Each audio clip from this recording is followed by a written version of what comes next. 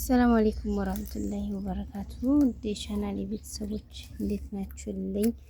ሰላም ናችሁ? የሀባይብ እኔ አልሐምዱሊላህ ሰላም ነኝ። እናንተ እንዴት ናችሁ? ተው እንጂ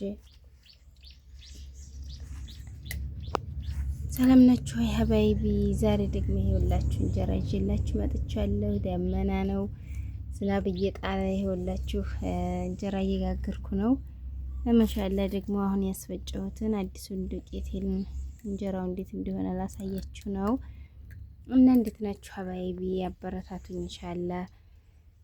ቪዲዮ ላይክ እያደረጋችሁ ኢንሻአላህ ለሁሉም ተደራሽ እንዲሆንልኝ አበረታቱኝ እላችኋለሁ።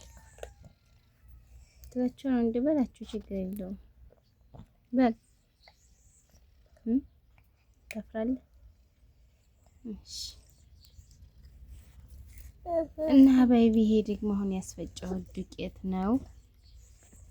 ማሻአላ ተባረከላ። እንጀራው በጣም ወዝ አለው፣ በጣም ደስ ይላል። ግን መልኩ እንደምታዩት ፀየም ያለ ነው።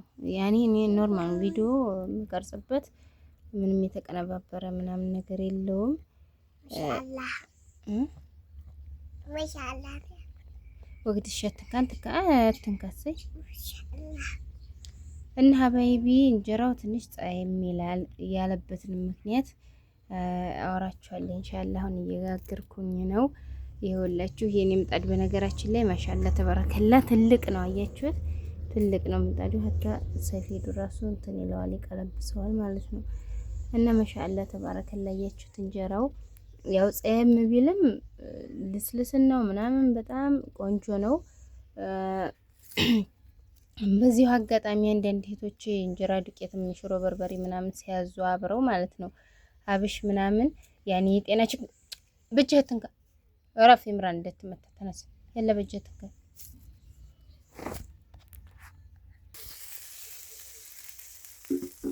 አውራ ስለህ አትወራም።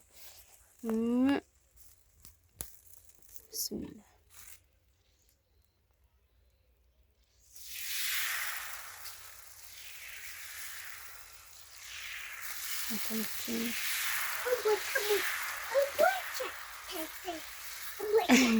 በቪዲዮ እያየ ስለማሰፋው ድብርብር አደረኩት።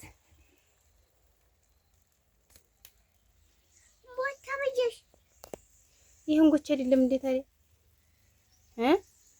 ነው አይደለም ነው እኮ ፈቀቅ በል ያለ ቦቻ ማየለች ሌላ ከይደረስሙ ወግዱ ትሽ በጣም እንዴ በላሽ ብንንጀራት ነው ተቆና ነው ጎቻ የሚባለው ትንሽ ነው። እሺ እንግዲህ ብስሚላህ ከይደረስ ቦቻ አሰሪ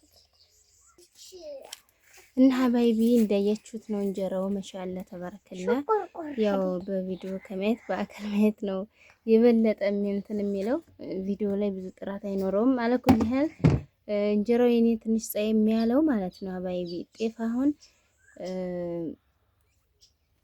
ቅድም የጀመርኩላችሁ ምን ነበር? አዎ ስለ አብሽ ነው። አብሽ በጤና ችግር አንዳንድ እንግዲህ እናቶችም ሆነ ምናምን ከቤተሰብ አብሽ የተከለከለ ምናምን ይኖራል በጤና ችግር እረፍ። እንደዛ ከሆነ ኸይር። ግን ኖርማል ዝም ብለው የሚጠቀሙ ከሆነ አብሽ ግድ ነው። ያኔ አብሽ ከሌለው ያው ጤፍን ብናበዛ ምንም ብንል ፋይዳ የለውም። ያኔ ይከረድዳል፣ እንጀራው የመከርደድ ባህሪ ያመጣልና አብሽ ትንሽ ትንሽ ከጨመርሽበት ተወዷልና ምናምን ታዩ ምናምን የምትሉት ስላላችሁ በዚሁ አጋጣሚ ማለት ነው አብሽ ግድ ነው። ብዙ ወተነው ትንሽ ሊከብድ አይገባም ማለት ነው ሀባይብ።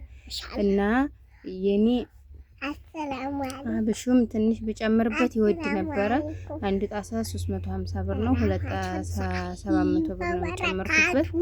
ያው ግን ይሄ በዛ ያለ ነው። ሁለት ኬሻ ጤፍ ምናምን እንደገና እህሉ እንደዚሁ አንድ ኬሻ አካባቢ በላይ ነው።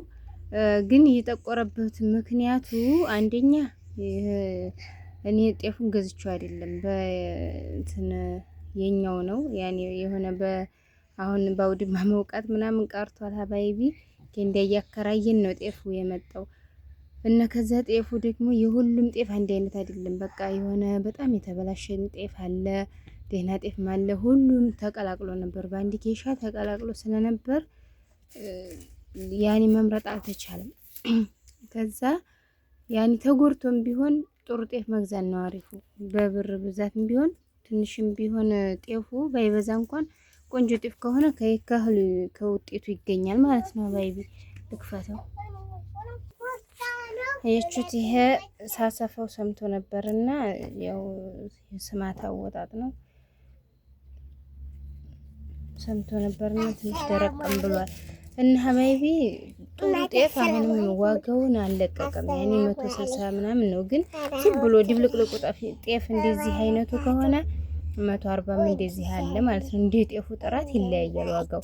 እና የኔ ጤፍ ልላችሁ የፈለኩት ዝም ብሎ አስስግስስ ምናምን ዝም ብሎ ኮተት ነበረው።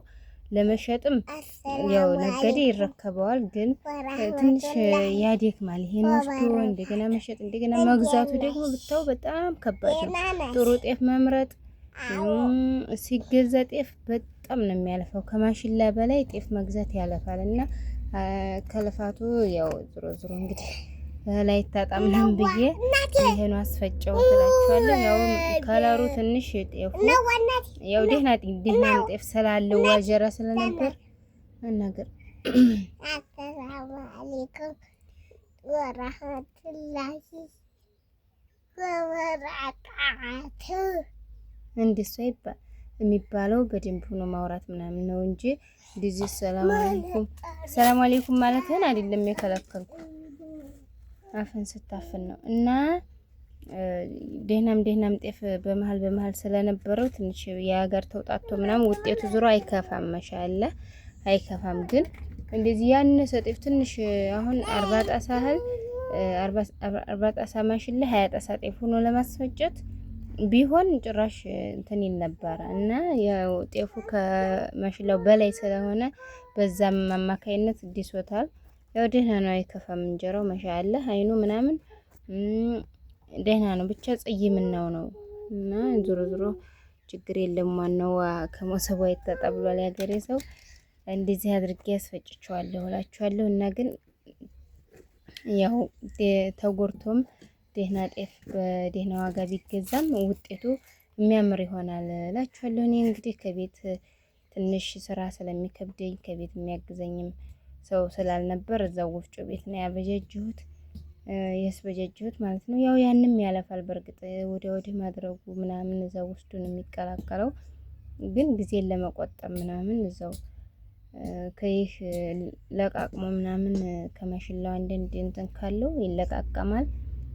ድንጋይ ምናምን እንዲኖረው ስለሚችል ከዛ በኋላ እዛው ይሾከሾካል፣ ይነፈሳል ወፍጮ ቤት። ሚዛኑ የእንትኑ የመሾክሾኪያውም የማስፈጫውም እዛው ይታሰባል በሂሳብ ማለት ነው። ለምሳሌ እኔ ወደ ብቻ ብዙ ነው 900 ብር አካባቢ ነው የከፈልኩት ማለት ነው። ከ900 ብር ያው 40 ብር ነው የተመለሰልኝ። እዛው አበጀሽቶ እዛው እንትን ለማለት ያው ድካም አለው ቢሆንም ግን ከቤቱ ድካም የዛ ድካም ትንሽ ቀላል ይላል። ጊዜንም ለመቆጠብ ብላችኋለሁ ሀባይቢ። በደንብ ግን እዚህ ማሽላው ምናምን መለቀም አለበት። ዝም ብሎ አስስገሰሱ አይሄድም። እና ጥሩ ሁል ደግሞ ምንም የሌለው ከሆነ ያው በእርግጥ ያንም ሰልሉኝ ይላል። ምንም መሬት ላይ ተወቅቶ የማይኖረው ነገር የለም። ያው ወጪው ይለያያል። ሁሉም አንድ አይነት አይሆንም። ለማንኛውም ሁሉም ሰልሉኝ ይላል እላችኋለሁኝ። እንግዲህ ያለው ሁኔታ ይሄን ይመስላል። አበረታቱኝ ኢንሻአላህ። እናንተም በቅርብ አላህ አሳክቶላችሁ ወደ ሀገራችሁ ገብታችሁ የሀገራችሁን እንጀራ የናፈቃችሁን የምታገኙ አላህ ያድርጋችሁ። አብሽሩልኝ፣ አበረታቱ። ቪዲዮውን ላይክ በማድረግ እንዲሁም ቻናሉን ሰብስክራይብ እያደረጋችሁ ቤተሰብ ሁኑ። ሰላም አለይኩም ወራህመቱላሂ ወበረካቱ።